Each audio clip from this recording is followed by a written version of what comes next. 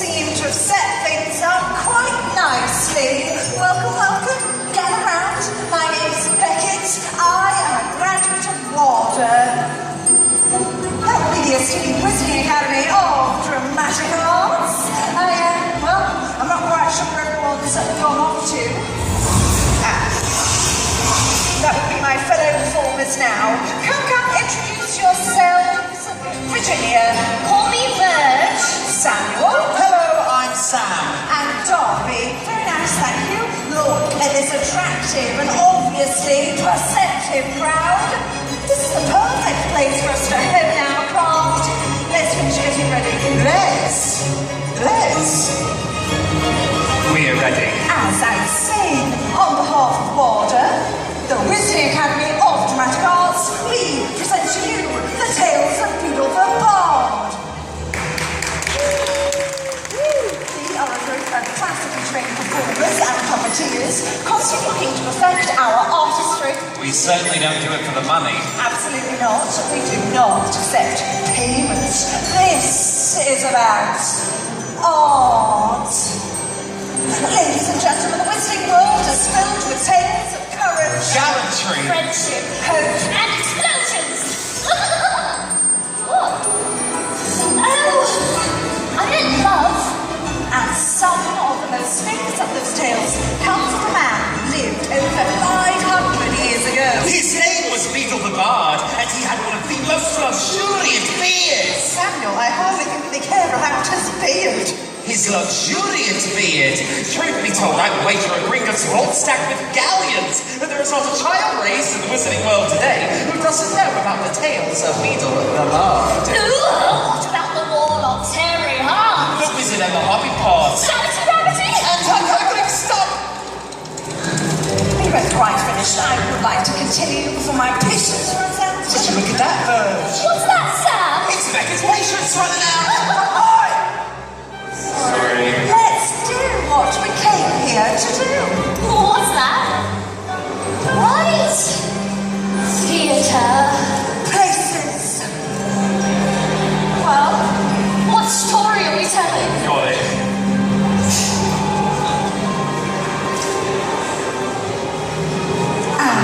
What story? The Fountain of Fair Fortune. My favourite. Oh. My fellow witches and wizards. Everyone ready? We now present to you the Fountain of Fair Fortune. High on a hill, in an enchanting garden, enclosed by tall walls and protected by strong magic, flowed the Fountain of Fair Fortune. Once a year, hundreds of people travelled from all over the kingdom to wait outside the garden wall.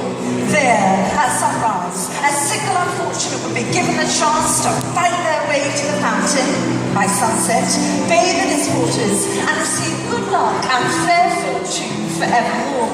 On the appointed day, 3 witches met on the outskirts of the crowd and told one another their sorrows as they waited for sunrise. The first, by name Asher, the sick of a malady no healer could cure. The second, by name Alfreda, had been robbed of her home, her gold, and her wand by an evil sorcerer. The third, by name Amata, had been deserted in love and thought her heart would never mend. The 3 women agreed that should the chance befall them, they would unite and try to reach the fountain together.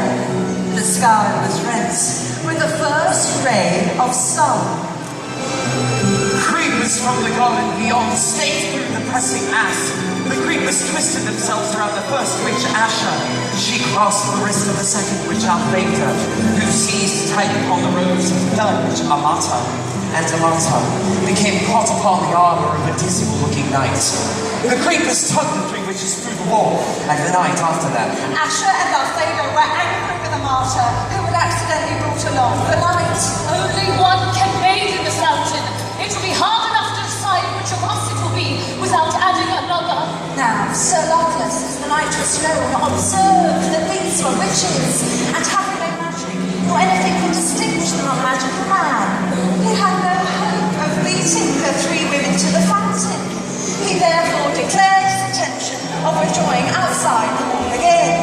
Say, child, draw your sword, knight, and help us reach our goal. And so the three witches and the forlorn knight ventured forth into the enchanted garden, where herbs, fruits, and flowers grew in abundance. Finally, they reached the foot of the hill on which the fountain stood. There, wrapped around the base of the hill, was a monstrous white worm, bloated and blind. At their approach, it turned a foul face upon them, and uttered the following words. Pay me the fruit of your pain. Try, though they might, pass the worm would not let them pass. And Asher, despairing, began to weep. Then the great worm placed his face upon hers and drank the tears from her cheeks. Satisfied, the worm slithered aside and disappeared from view. The three witches and the knight began to climb the hill. Halfway up the steep slope, however, they came across words cut into the ground before them. Pay me the fruit of your labours. Sir Lovelace took out his only coin and placed it upon the grassy hillside. But it rolled away and was lost. The three witches and the knight continued to climb, but though they walked for hours more, they advanced not a step. The summit came no nearer, and still the inscription lay in the earth before them. All were discouraged, except for Altheda, who walked faster and harder than any of them. Courage, friends, and do not yield. She cried, wiping the sweat from her brow. As the drops fell glittering onto the earth, the inscription blocking their path vanished, and they found that they were able to move upward once more. With the removal of the second obstacle, they hurried toward the summit as fast as they could, until at last they glimpsed the fountain, glittering like crystal in the bower of flowers and trees. Before they could reach it, however, they came to a stream that ran around the hilltop, barring their way. In the depths of the clear water lay a smooth stone bearing the words, Pay me the treasure of your past. Martha was the first to understand. Taking her wand, she drew from her mind all the memories of happy times she had spent with her vanished lover and dropped them into the rushing waters. The stream swept away, and the three witches and the knight were able to pass at last onto the summit of the hill. The fountain shimmered before them, set amidst herbs and flowers, rarer and more beautiful than any they had yet seen. The sky burned ruby, and it was time to decide which of them would bathe. Before they could make the decision, frail Asher fell to the ground, exhausted by their struggle to the summit. She was close to death. Altheda hastened to pick all those herbs she thought most helpful and poured the potion into Asher's mouth. At once, Asher recovered from her sickness and was able to stand. I am cured. I have no need of the fountain.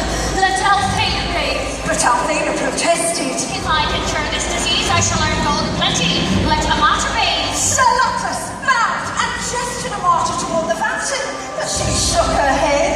The stream had washed away all regret for her past lover. Good sir, you must bathe as a reward for all your chivalry. So the knight climbed forth in the last rays of the setting sun and bathed in the fountain of fair fortune. Astonished that he was chosen one of hundreds, and giddy with his incredible luck, as the sun fell below the horizon, Sir Luckless emerged from the waters with the glory of his triumph upon him, and flung himself in his rusted armor at the feet of Amata, who was the kindest and most beautiful woman he had ever beheld. Flushed with success, he begged for her hand and her heart, and Amata, no less delighted, realized that she had found a man worthy of them. The three witches and the knight set off down the hill together. And all four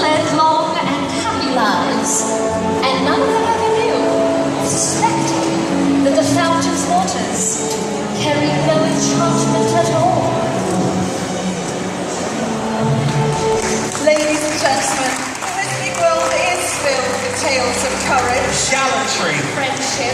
and love. Bravo, Darby.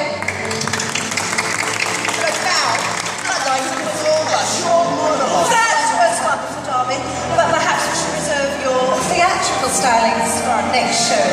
We must be off. Until next time, thank you.